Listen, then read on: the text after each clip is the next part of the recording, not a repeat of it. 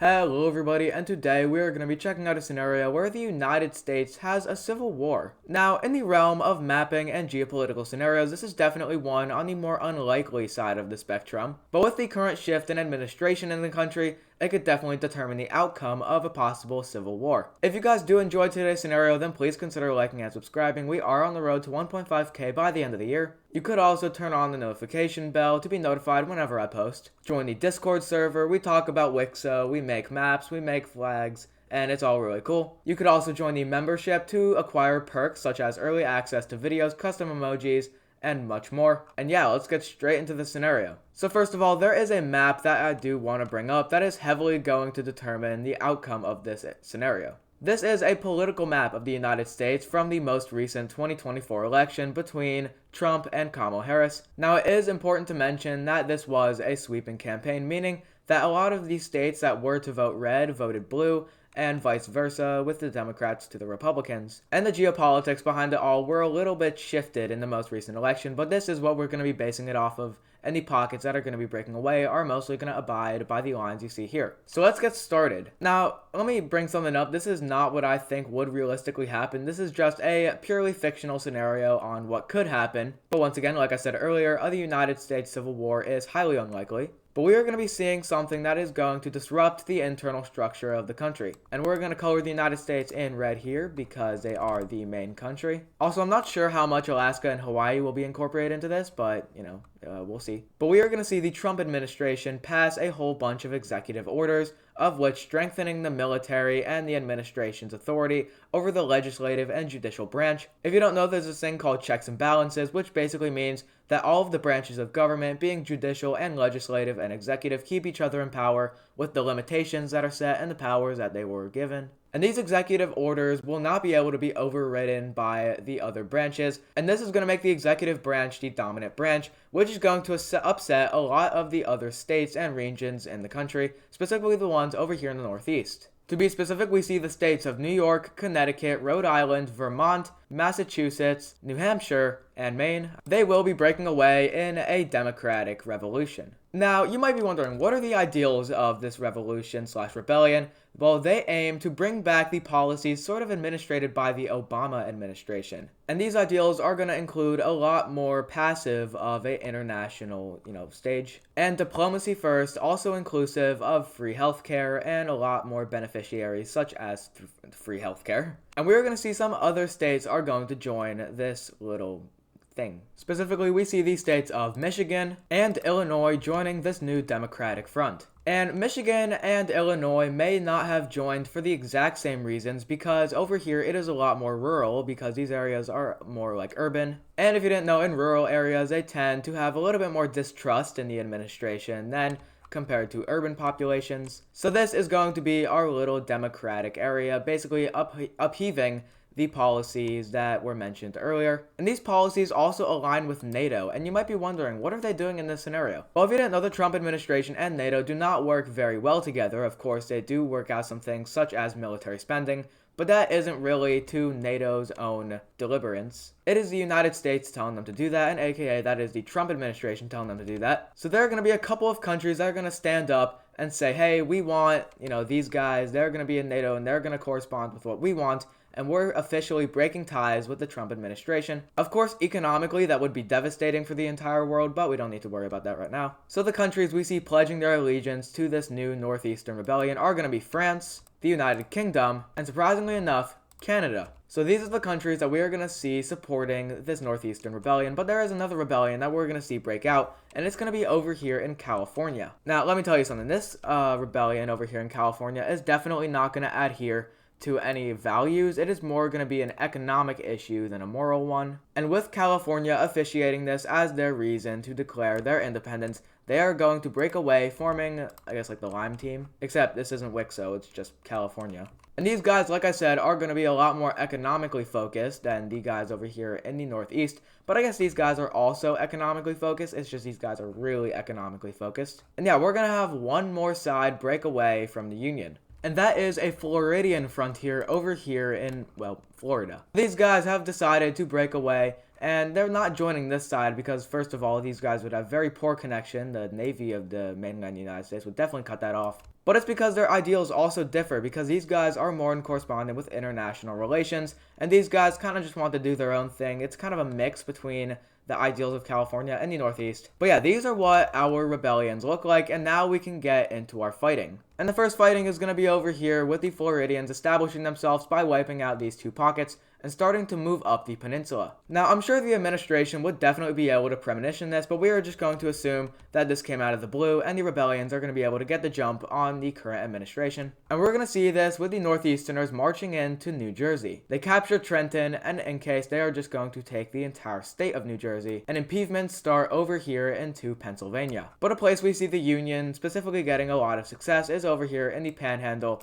of Michigan. This is where a lot of the forces were probably stationed, and it's also probably just a lack of defense from the Michigan front, but there are also going to be Canadian assets over here in the peninsula, meaning that the Union can't go too far. But in correspondence to what's happening over here in the east, we are going to see Illinois and Michigan moving up and connecting with each other, and Michigan is finally able to acquire the Toledo Strip, which I guess is just like that. Over here in California, we are going to see them moving out and capturing the economic capital of Nevada, being Las Vegas, which is somewhere here. It's here. I don't know why it's not on the map, but it is here. But a lot of what California is doing is strategic, as military usage is going to hinder your economy. And if you didn't hear what I said about California earlier, they are not very keen on sacrificing economy. So they're going to make very strategical moves moving up the western coast and trying to get to Salem and Olympia, the state capitals of Washington and Oregon. Now, this is interesting, of course, because it is an interesting geopolitical scenario to see the USA collapse, but we are not going to be seeing any international reactions take place because I just want to focus mainly on the United States. Of course, Russia and China would probably, just demolish Europe immediately as this happened. But no, we are just fixating over here with the United States. Illinois is going to move up and capture this major city along the coastline of Wisconsin, and the Union is going to be forced to pull out a lot of their forces here from the Michigan Panhandle, and they are going to be forced to go on the retreat, actually, with the entirety of Lake Michigan, I think it's called. Lake Michigan is going to fall under the Northeastern Rebellion control. Sorry, my sentence, sorry, yes. Please forgive me. But now we're going to see improvements into some of the more sensitive areas of the Union. Of course, now they're going to go down here to Delmarva and capture the little area of Virginia here, the area of Maryland and Delaware. And, now if you just look at the capital, which I probably should have already had on, this is Washington, D.C. And look at that, the Northeasterners are now on the border cusp of Washington, D.C. And a sweeping campaign has been made over here to take a lot of the northeastern parts of Pennsylvania. And more incursions are made now into Ohio, trying to capture Columbus. But now going back down here to Florida, we are going to see they're going to move up very easily, with a lot of the rural population, like I stated earlier, not trusting the administration and their policies, which means that now basically the entirety of Florida has been occupied by this brand new rebellion, and they're going to officially claim this as their rebellion, home basis. And with that declaration, they can now move out from their home bases up the coast of the Carolinas and Georgia. Now, of course, the Union, they still have a military. They are going to invade into the western areas of the Floridian Rebellion, but they see little to no success in this in the economic department because these are not very economically valuable lands, because all of the economically valuable lands are taken over here by Florida, and Atlanta is now captured. Now, there are a couple of countries that are definitely going to support all of these rebellions, but we are going to see specifically Venezuela is going to pledge their allegiance over here to Florida. That is mainly because of the actions being committed over here in Venezuela by the Trump administration at the current moment. Yeah, I'm not quite sure, why this would happen, but I don't know if Venezuela is in a specific political position to do this, but they did it. It's a fictional scenario. We're also going to see Costa Rica and Panama pledging their allegiance to the Union. This is because they are sort of protected by the United States, and Costa Rica does not have a military other than the assets that the Union holds inside them, and Panama is a very similar situation. But we are going to be seeing Nicaragua and Cuba now supporting the Floridian Rebellion. Of course, the Floridian Rebellion tries to uphold those democratic idealistics,